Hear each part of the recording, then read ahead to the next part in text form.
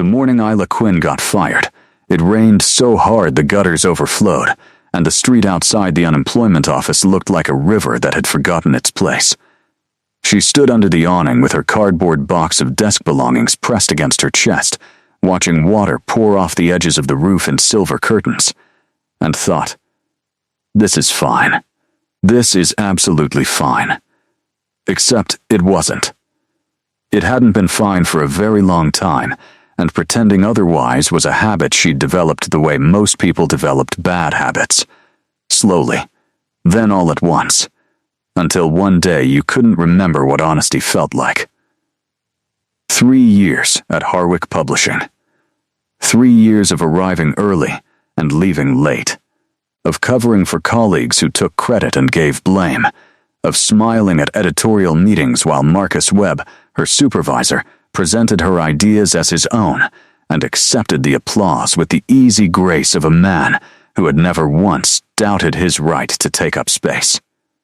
3 years of telling herself it would get better. That patience was a virtue, that the right opportunity would come if she just worked hard enough and kept her head down and didn't make waves. The box held the evidence of that time. A coffee mug with a chip in the handle she'd never gotten around to replacing. A small succulent named Gerald, who had survived 3 office relocations and 2 restructuring announcements. A framed photograph of her mother taken on the pier in Brighton, squinting into summer sun, laughing at something just outside the frame.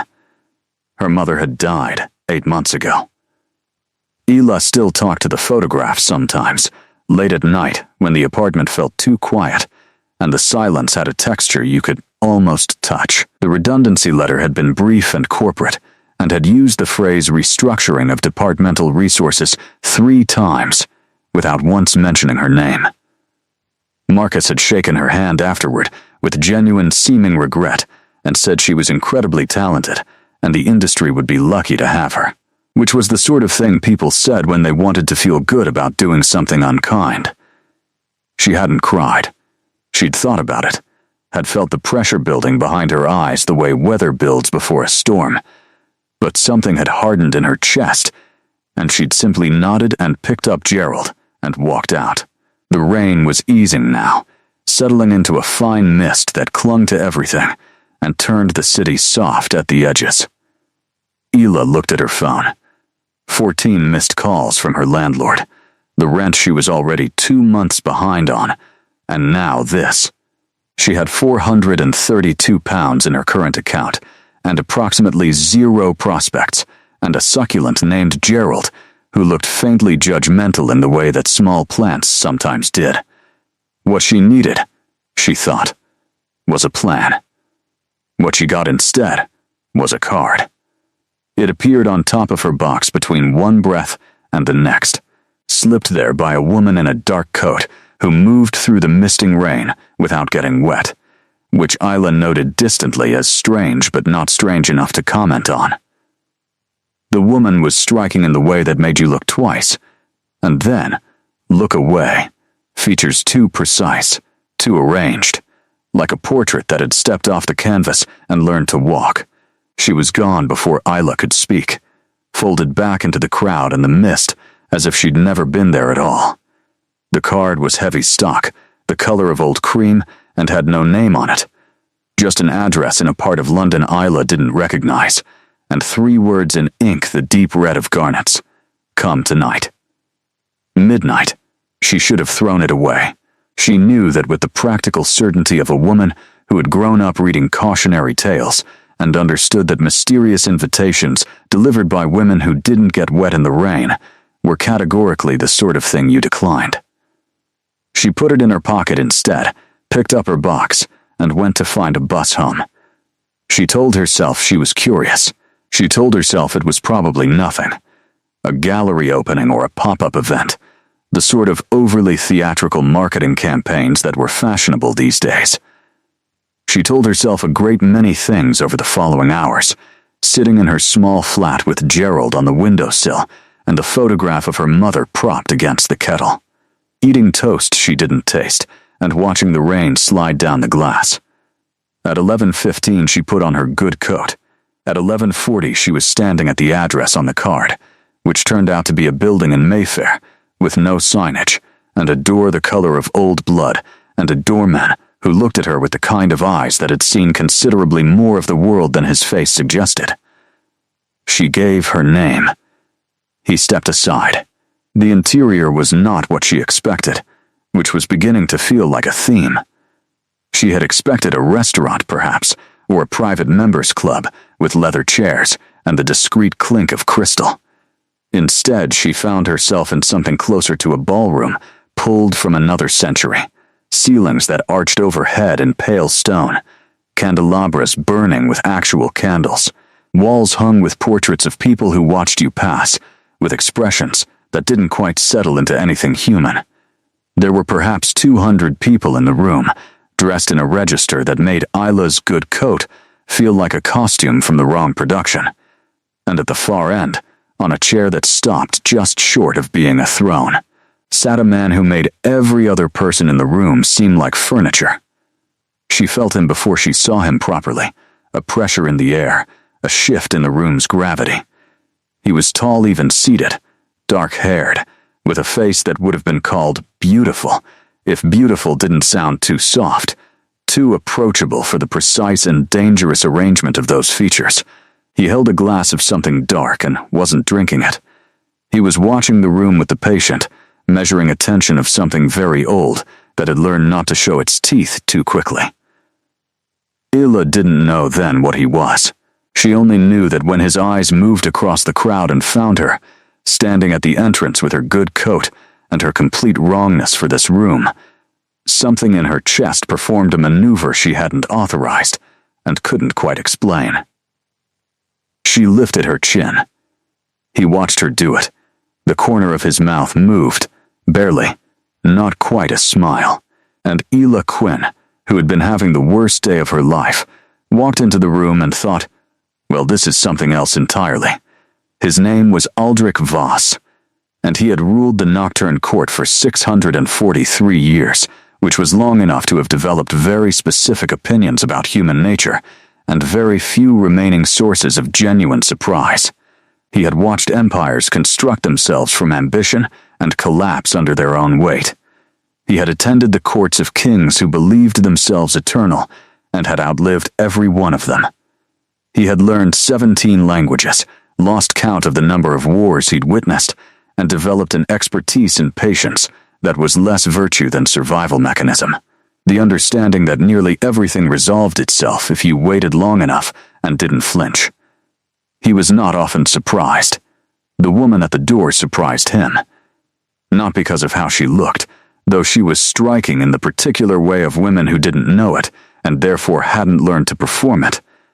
Dark-haired, pale, with eyes that moved around the room the way experienced readers moved through complex text, quickly, looking for the thing beneath the surface. Not because she was human, though the Nocturne Court admitted very few humans and never by accident. She surprised him, because of what she did when his gaze found her. Most people, when Aldrich Voss looked at them directly, experienced a response somewhere on the spectrum between discomfort and terror. It was the weight of centuries behind the eyes, or so Madame Petra, his seneschal, had explained with the clinical detachment she brought to everything. You look at people like you're deciding, she'd told him once. And no one wants to feel decided about. He'd thought that was probably accurate. The woman at the door had felt his gaze land and had lifted her chin. Not in challenge exactly, or not only in challenge, in the manner of someone who had recently been having a very difficult time and had decided, at some point in the last few hours, that they were done being diminished by circumstances. He recognized that particular quality of stubbornness. He had seen it survive things that killed more obvious forms of strength. He had Petra send someone to bring her a drink and find out who she was. The report came back during the second movement of the evening's entertainment, whispered at his shoulder by a young attendant who was still learning that information delivered to the king should be succinct and should never include one's personal opinions on the matter. Her name was Isla Quinn. She was 28, recently unemployed from a publishing house in the city, 2 months behind on rent, recently bereaved. and she had received a courier card that afternoon. She had come alone and had told the doorman her name with the slightly defiant air of someone who expected to be turned away and had decided to act unbothered about it in advance. Aldrich considered this. The courier cards were Petra's system, an old one, used when the court required something specific from the human world. He would have to ask Petra what she'd been thinking. He didn't ask Petra about the card that night, because what happened next reorganized his priorities considerably. The trouble began with Lord Cassius, as trouble at the Nocturne Court so frequently did. Cassius was 300 years old, and had confused longevity with wisdom in the way that certain vampires did, mistaking the accumulation of time for the accumulation of judgment. He was elegant and precise, and casually cruel, in the manner of someone who had never once had to consider consequences, and he had taken it upon himself, midway through the evening, to make the human woman uncomfortable. Aldrich saw it happen from across the room, Cassius approaching with his social smile and his particular talent for identifying exactly the wrong thing to say and saying it with perfect courtesy. He watched Isla Quinn receive whatever Cassius opened with, saw her expression move through something and arrive somewhere flat and controlled.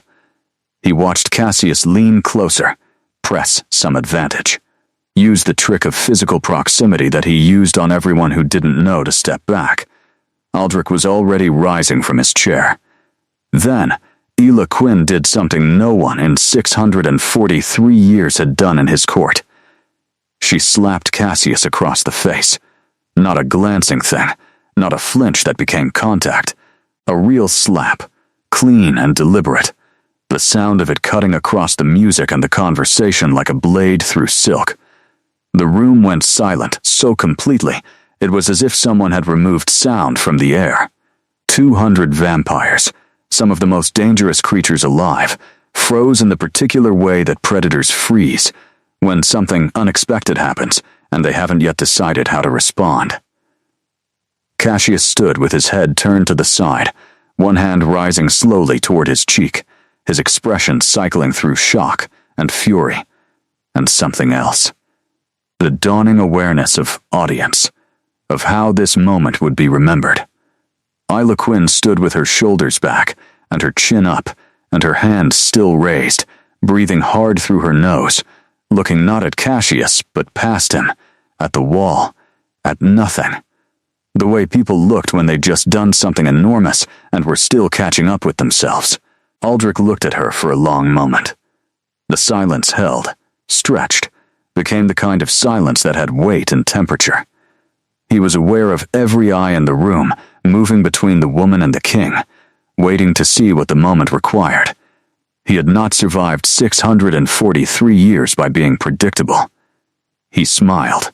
It started at the corner of his mouth, where the almost smile had been earlier, and it moved slowly, deliberately, until it reached his eyes, which he permitted to show actual amusement for the first time in what felt like years. The room did not know what to do with this. You could feel the recalibration happening, the collective exhale, the scramble to read the king's response and adjust accordingly. Lord Cassius lowered his hand from his cheek and said nothing, because there was nothing to say. When the king smiled, you had lost. Aldrich set down his glass on the nearest surface and walked across the room toward Isla Quinn. She didn't run. He noted that first, before anything else, the way she held her ground as he crossed the room toward her, the crowd parting around him with the instinctive deference of water, finding a new course. He was aware of the spectacle of it, of 200 pairs of eyes tracking this approach with various calibrations of shock and hunger and gleeful speculation. The court loved nothing better than an incident, and this was shaping into something considerably more interesting than an incident. But she didn't run. She watched him come with those direct, reading eyes, and he could see her working the situation out as he moved, processing the silence and the smiling king, and the fact that she had just assaulted a member of vampire nobility in the court's own ballroom, and to her credit, she arrived somewhere closer to braced than terrified. He stopped 3 feet from her. Up close, she was more interesting than across a room, which was not always the case with people.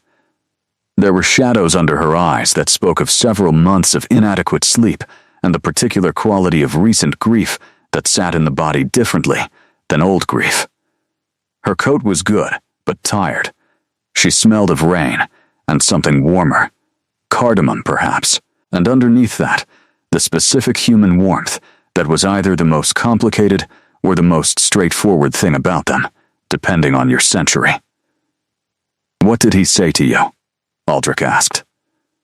His voice came out quieter than the room expected, pitched for her rather than for the audience, and he saw her register that. The small adjustment it required. She held his gaze. "He made a comment," she said, "about women who arrive at certain kinds of parties alone, about what they're usually looking for." Her voice was steady, which cost her something. He could see the cost of it in the slight tension along her jaw. "So you hit him," Aldrich said. She met his eyes fully then. "I've had a very long day." The silence broke, not into chaos, into something stranger and in some ways more dangerous. 200 vampires processing the fact that their king was amused, genuinely amused, in a way that most of them hadn't witnessed in living memory, which in their case covered rather a lot of ground.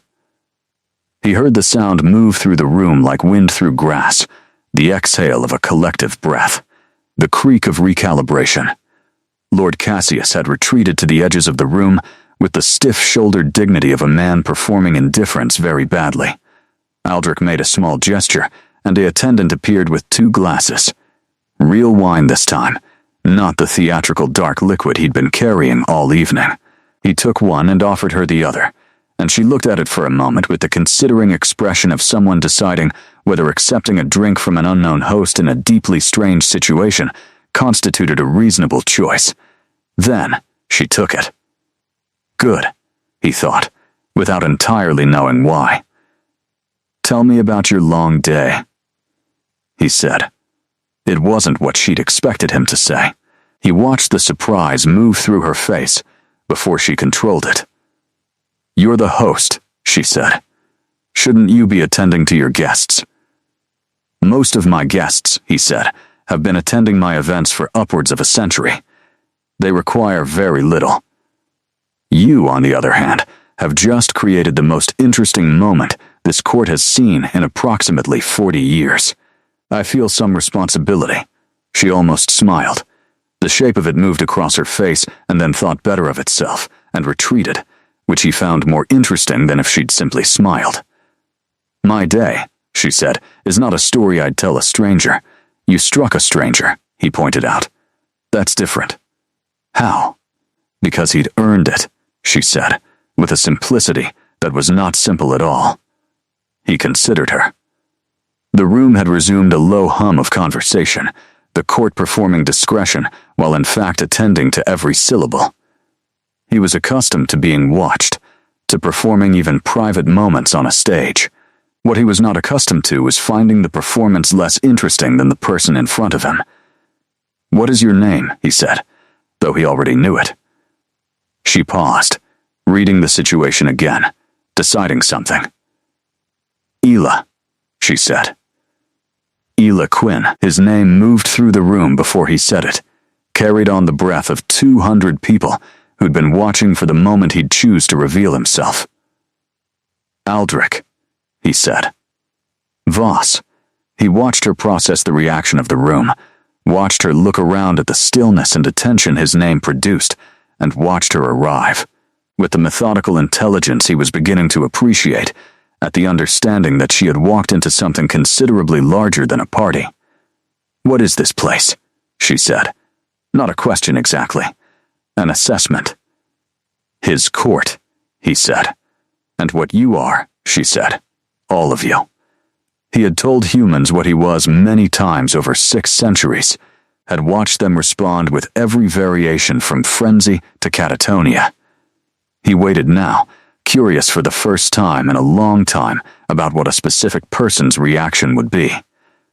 "Very old," he said, "and currently very interested in you, Ela Quinn."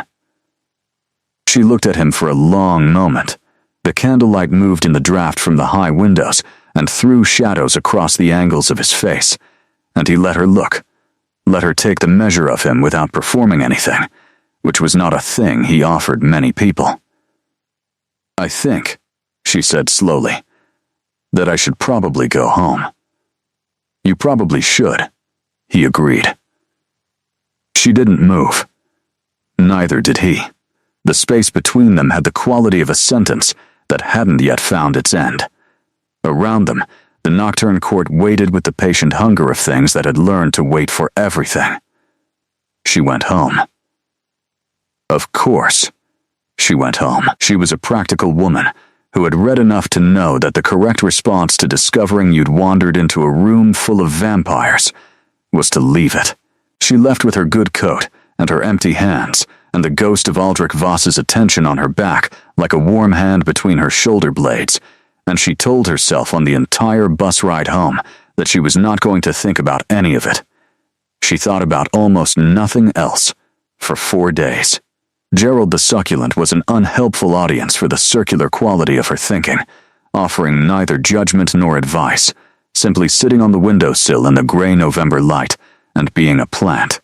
She thought about the room, about the particular quality of silence that had followed the slap, about the way 200 impossible creatures had looked at her with that specific cocktail of calculation and surprise. She thought about the smile. That was the thing she kept returning to, pulling it out and examining it the way you'd examine an object you'd found in an old coat pocket, trying to date it, understand what it was for. He had smiled like someone who had been waiting for something without knowing they were waiting, and then it had arrived, and the surprise of it was genuine. She was not a romantic. She had been a romantic once, in the way that most people were at 22, and had been educated out of it by the subsequent 6 years in the particular London way, through the accumulated small disappointments of professional undervaluing and the specific ache of watching your mother become less and less herself until one morning she simply wasn't there anymore. She had practical responses now, and clear eyes, and a working knowledge of the difference between what things appeared to be and what they actually were. The card came on the 5th day. Same heavy stock, same garnet red ink. This time it said simply, "The position is still open, if you're interested." She turned it over. Nothing on the back. She put it on the kitchen table and made coffee, and stood looking at it while the coffee brewed, and had what she would later describe as a brief but comprehensive argument with herself about the nature of reasonable behavior and the specific circumstances under which a recently unemployed, twice bereaved, nearly evicted woman might be justified in reconsidering her definitions of it. She picked up the card. She wrote an address on a piece of paper and went to find her A to Z. The building looked different in daylight, which was her first indication that the previous encounter had not been a peculiar dream. It was actually there. Actually, Mayfair. Actually the color of old blood. The same doorman, who appeared not to require sleep or rotation. She gave her name. He stepped aside. This time she was taken not to the ballroom but upstairs, through corridors lined with art that would have required historians to properly contextualize, to a room that was clearly an office in the way that rooms become offices when the person using them has had centuries to accumulate the kind of books and papers and objects that needed organizing. Aldrich Voss was standing at the window with his back to her when she entered. He was dressed differently, less formally, still immaculate in the way of someone for whom immaculate was simply a baseline condition. He turned when she came in and looked at her for a moment before speaking. "You came back," he said. "You sent a card," she said. "I didn't know if you'd come. I didn't know if I would either." He indicated a chair. She sat. He moved to the desk but didn't sit, which she read correctly as a negotiating position and filed away. "There is a position," he said, "that the court requires filled." His voice was careful, deliberate. "I want to say first that it is legitimate employment, with a contract and specific terms. I mention this because the circumstances of our meeting were unusual, and I don't want you to feel that any obligation exists from that evening." She looked at him steadily. "What's the position?" "We require a human liaison," he said. "Someone with experience in publishing, media, communications. The court has considerable holdings in the human world, companies, publications, properties, that require management and interface that a human presence facilitates better than any of our own. You have editorial experience, contacts in publishing, and," he paused, "a demonstrated willingness to respond to provocation directly, which is a quality that is considerably more useful than it might appear in this environment." She was quiet for a moment. "You want to hire me because I slapped someone. I want to hire you," he said precisely, "because you assessed an unfamiliar situation with considerable intelligence, responded to genuine provocation without escalation beyond what was proportionate, and then left when leaving was the right thing to do. The slap was evidence of judgment, not temper. The judgment interests me." Isla looked at him. In 643 years, she did not know that number yet. She would learn it later. He had employed human liaisons 4 times. 3 had lasted an average of 8 months before the complexity of the situation had become something they couldn't sustain. He had not looked for a replacement in 11 years, which was long enough that Petra had stopped asking. He was not a man, she would come to understand, who explained himself.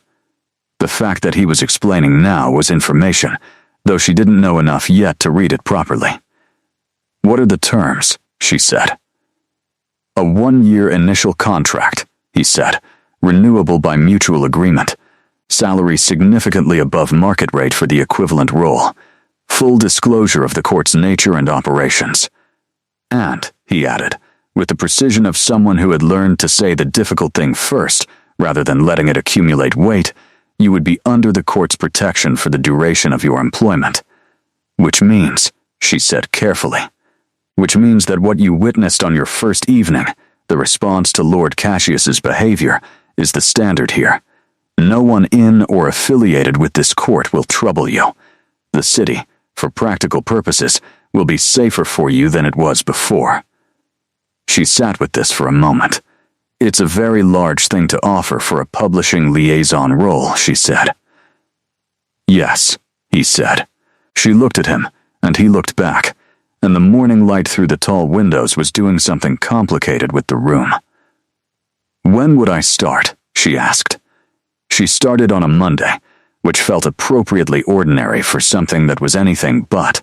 Petra, the ancient woman from the first night, met her at the door with the energy of someone who had been waiting for this particular development and had arranged herself accordingly.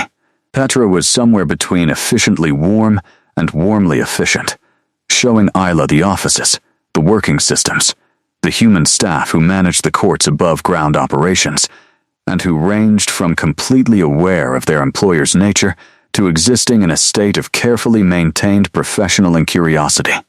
Her office was a good one, proper daylight and tall shelves, and a desk that had clearly belonged to someone serious about their work. On it she found a set of folders detailing the court's holdings, 4 publishing imprints, 2 cultural magazines, a literary festival that had been running for 22 years, 3 bookshops in 3 cities. She sat down and started reading, and did not emerge for 3 hours, at which point she had 14 questions and the beginning of an organizational framework in her head. Aldrich appeared in the doorway when she was in the middle of her notes. "How long has the literary festival been running without a proper programming strategy?" she asked, without looking up. "Since its inception," Petra said from behind him. "Which would be," Ela said, 22 years of missed potential." She looked up. Aldrich was watching her with the expression she was beginning to identify as his interested expression, distinct from his neutral expression and his dangerous expression, and the very occasional expression she had no name for yet. "We have a meeting at 4, he said. "With whom?" she asked. "The board of the larger imprint. They've been making decisions Petra and I disagree with, and haven't found the right way to articulate our concerns." She looked at him. You want me to articulate them. After 2 hours in this office. You had 14 questions in 2 hours, he said. I'd like to see what you do with the board. The meeting was instructive. The board was 4 men in their 50s who had the specific confidence of people who had spent decades being unchallenged in rooms they considered theirs. They did not expect her. They received her with the particular brand of polite dismissal that she had extensive experience navigating. The faint over-explanation, the questions redirected to Aldrich, the unconscious performing for each other at her expense. She let it run for 11 minutes, gathering data, and then she started asking questions. Not aggressive questions. Precise ones, the kind that required actual answers and revealed the gaps between what the board said they were doing and what the numbers indicated they were actually doing. By the end of the meeting, 2 of the 4 were sitting forward in their chairs. The other 2 were sitting back. She identified this correctly as the split she'd need to work with. Afterward, in the corridor, Aldrich walked beside her without speaking for long enough that she'd begun to consider whether silence was his default processing mode. Then, you identified Hargreaves as the problem in the first 4 minutes. I identified him in the first 90 seconds, she said. I spent the next 2.5 minutes confirming it. He almost smiled. The almost smile was becoming familiar, like a word she was slowly learning to pronounce. What do you need to fix it, he asked. 3 months, and the authority to make recommendations directly, she said. If your board thinks I'm advisory, they'll manage around me. If they think I have actual standing, they'll engage properly. He nodded once. Done. They walked on. Outside a window, the November city was doing its gray and yellow thing. Taxis and rain and office workers with their collars turned up. She thought about the 3 months before, standing under the employment office, awning with Gerald, and the card she'd almost thrown away. Strange how threshold moments looked like nothing from the inside. She had not yet had dinner at the court.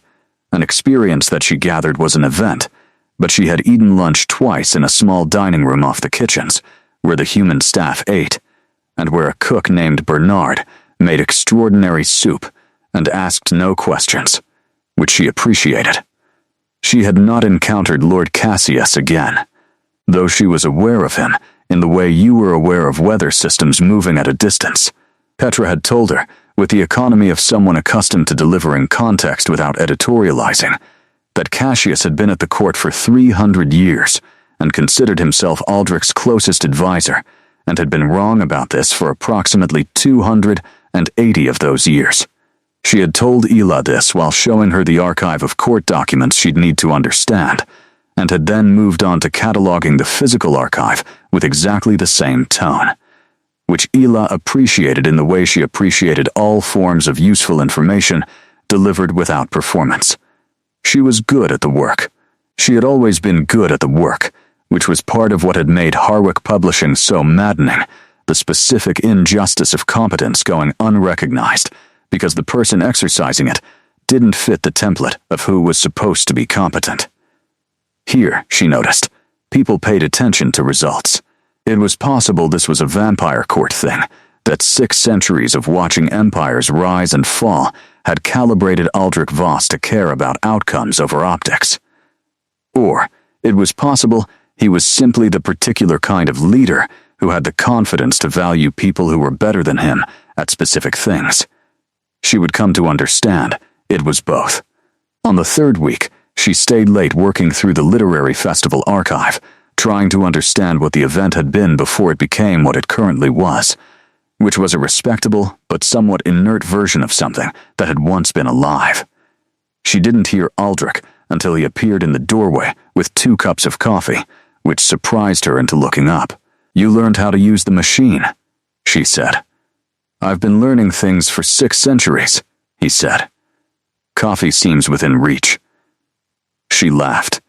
It was the first time she'd laughed properly since she couldn't remember when, since sometime before her mother, since some point when life had still had enough margin in it for things to be genuinely funny. It moved through her like something loosening. A muscle she'd forgotten was clenched. He handed her the cup, and didn't comment on the laugh. But she saw it register in that careful face, saw him file it away the way she filed things away, not for use, but for understanding. The court was its own education. She had read enough in the first week to understand the shape of vampire society, its hierarchies and laws, the structure that had evolved over centuries to manage the specific complications of beings who lived indefinitely and remembered everything and had a complicated relationship with power. She understood it academically before she understood it experientially, and the gap between those two types of knowing was considerable. The court's social mechanics were elaborate and old, and had the specific quality of systems that had originally served a purpose and then calcified into ritual long after the purpose had shifted. She could see this clearly in the way that an outsider always saw the interior logic of a system they hadn't grown up in, with the clean vision of someone who hadn't yet learned to find it normal. She started keeping notes, not formal ones, not reports. A private notebook she kept in her desk drawer, observations about how decisions were made, where the actual influence moved versus the ceremonial influence, which relationships were the operative ones. It was the same skill she'd used in publishing, the ability to read rooms and understand the difference between the stated structure of an organization and its functional one. Lord Cassius noticed her. She'd expected this, and had given it measured thought in advance. He was not going to forgive the slap. That was simply the reality of the situation, and she wasn't going to apologize for it, which closed off the obvious resolution pathway. What she could do was manage the dynamic with enough intelligence to prevent it from becoming a problem she couldn't work around. He began with small things, the redirecting of information that should have reached her, the meeting she wasn't informed of until it was over, the brief comment made in earshot about human fragility and the inadvisability of involving mortals in ancient matters. She documented each instance in the notebook and said nothing. She had learned from years of dealing with Marcus Webb that escalating early was the move your opponent wanted you to make. You waited until you had the complete picture, and then you made a single decisive intervention that addressed everything at once. She did not tell Aldrich. This was important. She was building her own standing in this court, and it needed to be standing she'd constructed herself, not standing borrowed from the king's attention. She understood, without anyone telling her, that the court was watching to see what kind of person she was, and whether the king's interest in her was explicable, whether she was, as the saying probably went in vampire circles, worth the trouble. She intended to be worth the trouble. It took 6 weeks to gather what she needed. In that time, she had restructured the management of 3 of the 4 imprints, proposed a 5-year programming strategy for the literary festival that Aldrich had read twice and Petra had described as comprehensive, and had figured out that the 4th board member who'd been skeptical of her in the initial meeting was simply a person who needed more data before committing to a position, which was a type she respected. She had also eaten dinner in the court twice, which was its own experience, the formal dinners that happened twice monthly being the court at its most ceremonially elaborate, and therefore its most revealing. She watched the politics of seating and conversation, watched who sought Aldrich's attention and how, watched how he managed the room with the particular economy of someone who had been doing it for a very long time, and had reduced it to the minimum necessary engagement. She noticed that he watched her across the table in a way he didn't watch other people, not with the assessing gaze he turned on his courtiers. Something different. Quieter. A kind of attention that felt less like evaluation and more like interest. She noticed this and filed it in the category of things she was not yet ready to think about directly. The Cassius situation resolved itself on a Tuesday. She had arranged it for a Tuesday because Tuesdays were court meeting days, and court meetings were the only time everyone who needed to witness the resolution would be in the same room. She walked in with her notebook and sat in her designated chair, which Petra had secured for her in the 3rd week over what Petra described with wonderful understatement as some resistance, and when the item on the agenda reached the literary festival relaunch, she presented her findings. Calmly, with documentation. Including the documentation of the 6 weeks of systematic interference with her work, logged with dates and specifics, and in 2 cases, witnesses who had been willing to confirm what they'd observed. The room was quiet when she finished. A different quality of quiet than the ballroom silence. Less shock, more assessment. Aldrich had not looked at her during the presentation. He was looking at Cassius. Cassius, to his credit, did not attempt to deny it. He sat with the rigid composure of someone reminding themselves they were 300 years old and not going to be undone by a human woman with a notebook. "Is there anything you wish to add?" Aldrich said, to Lord Cassius. The question was quiet. The quieter Aldrich's voice got, she had learned, the more attention you should be paying. Cassius said nothing. Aldrich turned to her. "Thank you, Miss Quinn. The court will address this internally." She nodded. The meeting continued. Afterward, Petra caught her in the corridor and said, with the closest thing to warmth the ancient woman readily deployed, "Well done." From Petra, this was approximately equivalent to a standing ovation. Cassius did not trouble her again. Winter became something different in the court than it was in the city outside. The city did winter in its practical London way, gray and damp and relentless, people moving through it with their shoulders up and their eyes on the pavement, managing in the court. Winter was ceremonial, marked by specific observances whose origins predated most human institutions, and whose meanings had accrued layers of significance over centuries the way sediment accrued layers, each one pressing down on the ones below until the original rock was somewhere deep and not easily retrieved. She asked Petra about the winter observances and received a 3-hour explanation that she transcribed into her notebook and cross-referenced with 3 texts Petra pulled from the archive.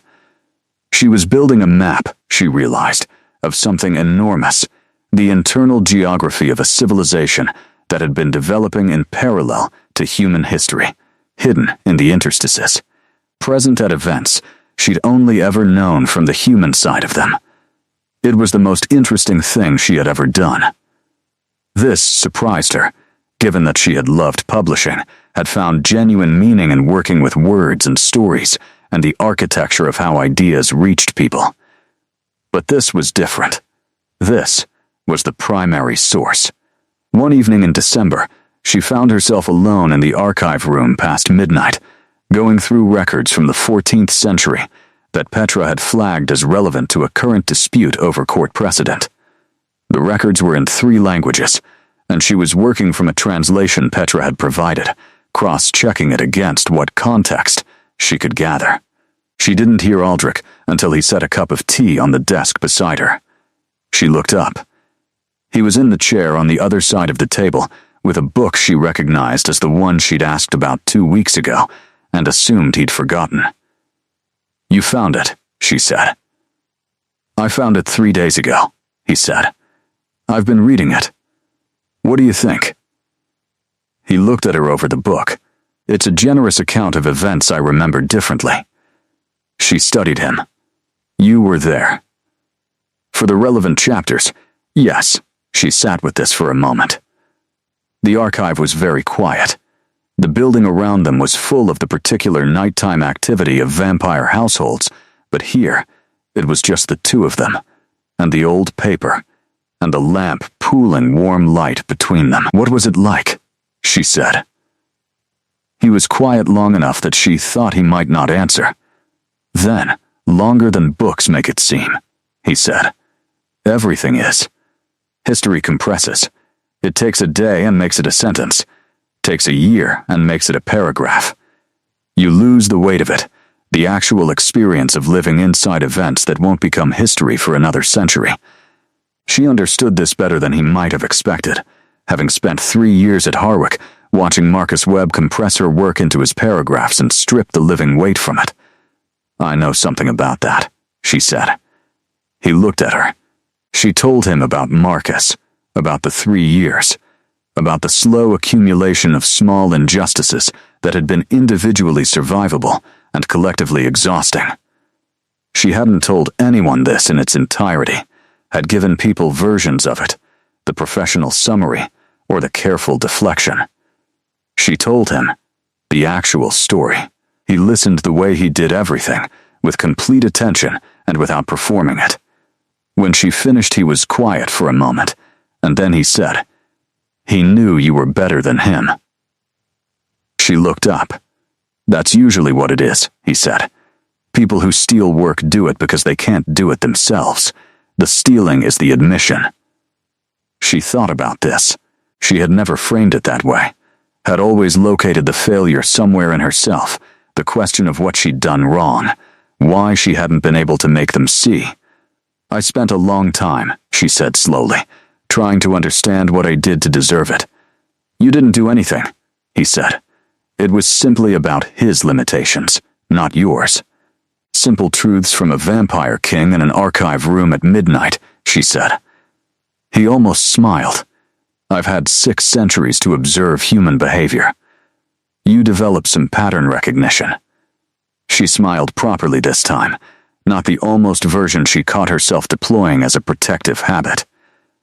He looked at it, her smile, with an expression she filed immediately into the category she still had no name for. What he said next surprised her. "I want to show you something," he said. He took her to the East Wing, which she hadn't yet been in, past the formal rooms into something older, the architecture changing character, stone giving way to older stone. He stopped at a door and opened it onto a room that was entirely books. Not a library in any organized sense, but a room that books had claimed, floor to ceiling on every wall, stacked on every surface, organized by some personal system that probably made complete sense to someone who had had 6 centuries to develop it. In the center, a chair by a window, and on the window ledge, a small plant that she recognized with a shock of amusement as a succulent. She looked at it, and then at him. "Petra mentioned you'd arrived with one," he said. "I thought it might make you feel at home." She looked at the room, at the books, at the plant, and felt something move in her chest that was large and warm and complicated. He was watching her with the quiet attention that she had stopped trying to decode and had simply started accepting as a constant, the way you accepted weather, present and inexplicable, and occasionally remarkable. "Thank you," she said, "for all of this." He shook his head slightly, and what he said was, "I should thank you for coming back when you didn't have to, for being exactly what you are, without adjusting it for the room." He paused. "I've had many people in this court who became something different in order to belong here. You simply remained yourself and let the court do the adjusting." She didn't know what to say to this, and so she said nothing, which was, she had learned, sometimes the most honest response. She had been with the court for 4 months when her landlord sold the building. The notice arrived by email on a Thursday morning with the breezy impersonality of institutional communications, informing her that the property had changed ownership and all existing tenancies would be reviewed, which was property language for the thing she'd been dreading since, before she'd even taken the court position. She was sitting at her office desk when she read it, and she sat quietly for a moment, letting the familiar weight of it settle. It was always something. You solved one thing, and the next thing was already in position. She had money now, proper money, enough to rent somewhere new without the desperate mathematics of the last 2 years. But she had been in that flat for 4 years. It had her mother's things in it, the books stacked in the spare room, the green chair her mother had read in every Sunday for as long as Isla could remember. Moving meant touching all of it, deciding all of it, which she had been able to defer while it stayed where it was. Petra appeared in her doorway at 11, which meant Aldrich had noticed something was wrong in the specific way he noticed things about her that she hadn't announced. She was still not entirely sure how he did this. "There's a suite in the East Wing," Petra said, without preamble, fully self-contained, frequently unused, It has a south-facing window and what I believe you'd describe as a reading situation that would meet your requirements." Ela looked at her. "He's offering me a room. He's offering you permanent accommodation as a component of your employment arrangement," Petra said precisely, which were the words they were using for it. "It is entirely optional, and there would of course be no change to the contract terms either way." She thought about the flat, the green chair, the boxes of her mother's books. "And I'd be able to bring my things," she said. "All of them." Petra's expression said she was probably thinking about the volumes of material this might represent, and had already arranged for someone to deal with it. "Obviously," she said. She moved into the East Wing on a Saturday. Aldrich was absent for most of it, which she understood was deliberate, giving her the space to make the space her own, without his presence making it feel like an audience. What he had done, she discovered, was leave the door to his book room open, which connected to a small sitting room that in turn connected to her suite.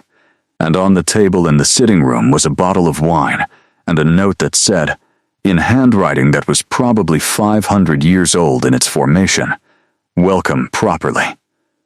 She put the photograph of her mother on the windowsill next to Gerald. She put her mother's green chair in the corner of the sitting room. She arranged her mother's books on the shelves, which were the right depth for them, which she did not think was an accident. Standing in the completed room, she felt something she hadn't felt in longer than she could accurately date. The particular sensation of being exactly where you were supposed to be, which was not the same as happiness, but was perhaps its precondition. Aldrich found her there an hour later, standing with a cup of tea and looking at the arrangement of the room. "Good," he said, from the doorway. She turned. "It's exactly right," she said. "I know what I like," he said. "So do I," she said, and realized as she said it that she was not talking about the room. He was very still in the way he went still when something registered that he was deciding how to address. She had learned this stillness, the quality of his processing when he encountered something that mattered. "I should tell you something," he said. She waited. "I have been," he said carefully, "aware of you in a way that is not straightforwardly professional for some time." He was looking at her with the expression she still had no name for, and she understood now why she hadn't named it. She had been waiting until she was sure of what it was. "I know," she said. She could see the edge of relief in his face, the faint release of tension in someone who has been carrying something and finally set it down. "I wasn't certain you wanted to know," he said. "I've been going back and forth about it. I'm not interested in making you feel that this is anything other than a free choice, completely separable from your position here. Everything remains the same if your answer is no." She looked at him. He was 643 years old and was choosing his words with the care of someone who had learned that words, once out, didn't come back, and he was standing in her doorway being precise and honest and faintly uncertain in a way that she found unexpectedly moving, because she understood what uncertainty cost someone who had had centuries to calcify into certainty. She set down her tea and crossed to the doorway. He didn't move. Let her close the distance. Let her make the choice by how far she came. She stopped within reach and looked up at him. "Strictly as an observation," she said, from someone with only 28 years of pattern recognition to work with. "You've been unhappy for a very long time." He considered this. "Yes," he said. "So have I," she said. She reached up and touched his face, her hand against the angle of his jaw, and felt him go completely still under her hand, the suspension of something very old and very controlled encountering something it wasn't prepared for. She had slapped this face in front of his entire court 4 months ago. She thought about that now, the chain of accidents and choices that had led to this doorway. "I'm not going anywhere," she said. He exhaled. Then his hand came up and covered hers, and in the quiet of the East Wing with her mother's photograph on the windowsill and Gerald doing his steadfast succulent thing, and 4 months of careful distance finally closing, he said, very quietly, "Neither am I." She did not become a vampire overnight. She did not, in fact, become a vampire for a considerable time, and this was both a practical reality of vampire law, which had very specific provisions about the circumstances of human conversion, and a reflection of the particular pace at which things between her and Aldrich developed, which was the pace of two people who had both learned what it cost to rush into the wrong thing, and had decided to be careful even at the cost of slowness. What she became first was known. To the court, to Cassius, who watched with the rigid disapproval of someone witnessing something inevitable that they had failed to prevent, to Petra, who had seen it coming from approximately the third week and had arranged matters accordingly with her characteristic quiet competence.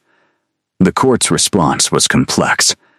There was a faction that approved, that found in Isla the kind of person they recognized as valuable, practical and perceptive, and unwilling to be impressed by performance over substance. There was a faction that disapproved on principle, for whom any human at this level of proximity to the king was a category violation that would need to be formally managed. And there was the largest group, the one she'd learned to identify as the truest reflection of any community, the people who were simply watching to see how it would go. She gave them things to watch. In the spring, the literary festival launched its new programming iteration, the one she'd been building since February, and it was the most attended in the event's 22-year history. 3 of the 4 imprints had improved their numbers by the end of Q1. The 4th was under new management, following a board restructure she had navigated with enough political precision that even the board members who'd been replaced had agreed, afterward, that it was probably the right call. She had built something, not Aldrich's something, her own something, within the infrastructure of the court, but distinctly hers, shaped by her own judgment and expertise and the particular vision she'd developed over 3 years at Harwick Publishing for what thoughtful cultural work actually looked like. She sat across from Aldrich in the evenings now, in the book room or in the sitting room with its connecting door, and they talked the way 2 people talked when they had both separately spent years not having anyone to actually talk to. He told her about the 14th century, about the wars she'd read about from the other side, what they looked like from inside events that would take 200 years to become history. She told him about her mother, about the long, specific years of her illness, and the way grief worked differently than you expected, less like a wave and more like a weather system, changing, but never fully leaving. He listened to both kinds of stories with the same quality of attention, which she found over time to be one of the most radical things about him. His attention was equal. It did not distribute itself according to what was impressive, or significant, or likely to be useful later. It simply gave itself to whatever she was saying, completely. She had never had that before. Not from any employer, not from most friends, not even, in the honest accounting she allowed herself at night, from the people she'd previously been in love with, who had given their attention more selectively, according to what they wanted from the interaction. Lord Cassius made one final attempt in April, a formal petition to the court challenging the propriety of the king's relationship with a human employee on grounds of court law and historical precedent. She heard about it from Petra at 6 in the morning on a Wednesday, delivered with the expression of someone who found the timing mildly inconvenient. She appeared at the court meeting at 9. She had prepared her arguments on 3 hours of sleep and Gerald's silent support, and had cross-referenced them against the archived documents she'd spent 4 months quietly studying for exactly this contingency, because she had understood from the beginning that this moment would come, and she had chosen to be ready for it when it did. The petition required response from the individual being petitioned about. She gave one.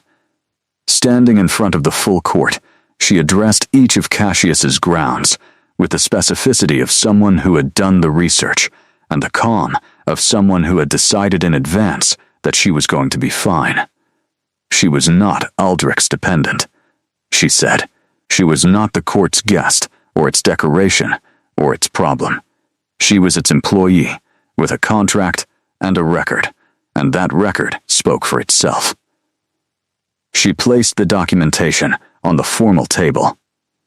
12 months of outcomes, restructuring results, festival numbers, imprint performance, court benefit calculated in human world terms and vampire court terms both. Then, she addressed the historical precedent Cassius had cited and explained, with the precision of someone who had read the actual records rather than the received summaries, why it didn't apply.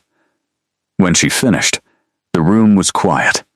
Aldrich had said nothing throughout, which was his right as king, and also, she knew, a deliberate choice. His way of letting her stand on her own ground. His expression when she looked at him was the one she had finally named, somewhere around January, lying awake in the East Wing with his warmth in the adjacent room. It was the expression of someone who was, against considerable odds, happy. The petition was dismissed. Cassius at last stopped. Summer in the court.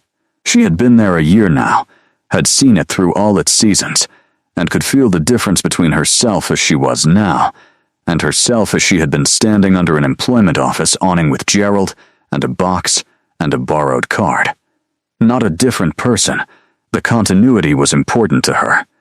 The same person, but with considerably more information and a great deal less fear. Fear had been the background frequency of the previous 2 years. The constant low hum of not enough money and not enough recognition, and the specific dread of watching the person you loved most in the world become unfindable to herself. She hadn't noticed how loud that frequency was until it was gone. Until she could sit in a room and simply think. Without the underlying noise of what if this falls apart? What then? Aldrich watched her settle into herself over those months, the way a careful person watched a plant establish itself in new soil, present and attending, but not interfering with the process. He had, she understood by now, an enormous capacity for patience that was not the same as passivity. He knew the difference between waiting and not acting. He had waited on things for 6 centuries and had learned something genuine about which things required intervention and which required trust. She trusted him. This surprised her more than it probably should have. She had not been a trusting person, or not straightforwardly, had always had the private caveat running, the background check of her own assessment, running parallel to whatever the surface of a relationship presented. With Aldrich she found the caveat dissolving, not because she had stopped checking, but because everything she checked confirmed the same thing. He was exactly what he presented. This was, she had come to understand, the rarest possible quality. Not the vampire king part of him, though that was extraordinary in its own specific way. The exactness, the fact that he said what he meant and meant what he said, and didn't require her to translate his behavior into its actual significance, because the behavior was already the actual significance. She had spent so many years working in environments built on the gap between presentation and reality that she had started to think the gap was universal, that everyone had one, that the correct approach to everyone was to read the gap first and the surface second. He made her reconsider this, which was not a small thing.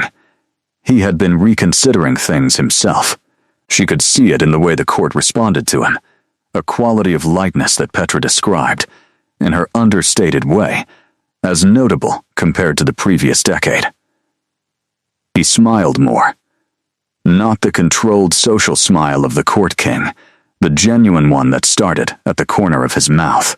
He sat in the book room with her on evenings, when neither of them had obligations, and read in the same comfortable silence of 2 people who had established each other as good company. He told her about the things he had loved over 6 centuries, the music of 3 different periods, cities she could visit, and he would show her. The specific quality of light in certain parts of the world, in certain seasons that he had seen enough times to know when they were at their best. She told him what she would do with the literary festival over the next 5 years. He listened with genuine interest, asked real questions, pushed back on one element that she thought about for 3 days, and then conceded he was right about, which she told him directly, because she had always been able to do that with him, and it remained one of the things she was most grateful for. The question of what she would become came up in July, on a night when the city outside was warm and the windows were open, and the book room was full of summer darkness and the occasional sound of traffic from the street below. He didn't raise it. She did. Which felt right. "I've been thinking," she said, "about what I want." He looked up from his book. She had thought about this carefully. She had thought about her mother, about the green chair, about the years of watching someone you loved become someone you could no longer reach. She had thought about time, about what she would do with more of it than any human life offered. She had thought about the work, the festival and the imprints, and the things she wanted to build that would take longer than her current biology was going to give her. "I want to stay," she said. He was very still. "Here, specifically," she said. And in the longer sense, he put the book down. She held his gaze. She was not a romantic, or not only a romantic, she was a woman who thought carefully about what she wanted and had learned the hard way that wanting the thing wasn't enough. You had to choose it precisely and without ambiguity. "I'm choosing this," she said. All of it. He reached across the space between them and took her hand and held it with the careful strength of someone who has learned to be precise with power. "There are laws," he said, "things I want you to know and decide with full information." She said, "I know." She had spent a year in the archive. He smiled, slowly, the one that was genuine. "Then, we have time," he said, "to do this right." "Good," she said, "because I intend for it to be right." The conversion happened in autumn, 1 year and 11 months after she had stood in an employment office doorway, and a woman in a dark coat had slipped a card into her cardboard box. Autumn felt right, the season of change framed as color, the ending of one thing pitched as the most beautiful moment in its existence. She had learned enough about vampire ritual by then to understand the significance of timing, and had chosen it herself, which Aldrich had said nothing about, but which she knew mattered to him. The agency of it. The fact that it was her calendar and her decision. She spent the morning before at her mother's grave. Aldrich drove her and waited in the car without asking to come, understanding that this was hers alone. She sat on the grass with the flowers she'd brought and talked to the headstone the way she always did, telling her mother about what she was going to do, about Aldrich and the court and the work she was building, about the literary festival that was about to announce its largest programming year yet. She told her mother she was happy, which was the thing she had most wanted to be able to say, the thing that had felt like an impossibly distant country during the long illness years and the year of grief and the months of quiet desperation. She was happy. She wanted her mother to know. The ceremony was private, only Petra and 2 witnesses required by court law, in the book room because she'd asked for it, because that was where she felt most herself in this building. She wore her own clothes. She held Aldrich's hand through most of it. Petra performed the ancient words with her usual precise solemnity, and when it was done, Ela Corvinus, formerly Quinn, understood what the word changed meant when it was something that had actually happened to you rather than something you'd observed happening to others. She was herself. This was the first thing she noticed, the fundamental continuity of who she was underneath all the physical transformation. The same mind, the same voice in her head, the same quality of attention, the same tendency to read rooms and ask questions, and push back when pushing back was warranted. But sharper, cleaner, as though decades of accumulated static had been lifted, and she could think with the full bandwidth of herself for the first time. She looked at the room and saw everything, the precise quality of candlelight, the titles of every book on the nearest shelf, Petra's expression, which was satisfaction, and something warmer she didn't show people as a rule. She looked at Aldrich. This was different. She had always been aware of him in the particular way of two people who had chosen each other and lived in proximity, an awareness that was warm and specific, and occasionally made it difficult to concentrate on imprint reports. Now she could feel the bond he had told her about, the ancient law of it, warm and actual, not metaphor but physics. The sense of him like a second heartbeat, steady and real, and completely his. He was watching her discover it, his expression open in the way it was only with her. "How do you feel?" he asked. She considered the question honestly. "The way she did everything, like myself," she said. "Just more." He smiled. "Welcome," he said, "to a very long time." She looked at the room, at the books and the windows, and the succulent on the ledge next to her mother's photograph. She thought about the employment office awning, the rain, the card she'd almost thrown away. Every decision she'd ever made had contained within it the capacity to have gone differently, the moment where the other branch existed and was real. She had stood in the rain and chosen curiosity. She had come back when she didn't have to. She had hit a vampire lord in front of a king and held her ground when the king crossed the room toward her and said, with the voice of someone who had been a long time without surprise, "What did he say to you?" She had built her own standing in a court of ancient impossible beings and had read every document in the archive and had moved her mother's green chair into the sitting room and had told a 600-year-old man that she was not going anywhere. All of it had been her. Every choice, every decision to stay rather than retreat, every moment where she had assessed the unfamiliar situation and found it worth the risk. She was not a woman things happened to. She was a woman who happened to things, and she intended to keep being exactly that for as long as the word long could possibly mean. Aldrich was still watching her. They had all the time there was, stretching out ahead of them like a country she hadn't mapped yet, full of the kind of possibility that only existed when you were doing something real. She took his hand. "Shall we get back to work?" she said. His smile was the genuine one, the slow one, the one she intended to keep seeing for a very long time.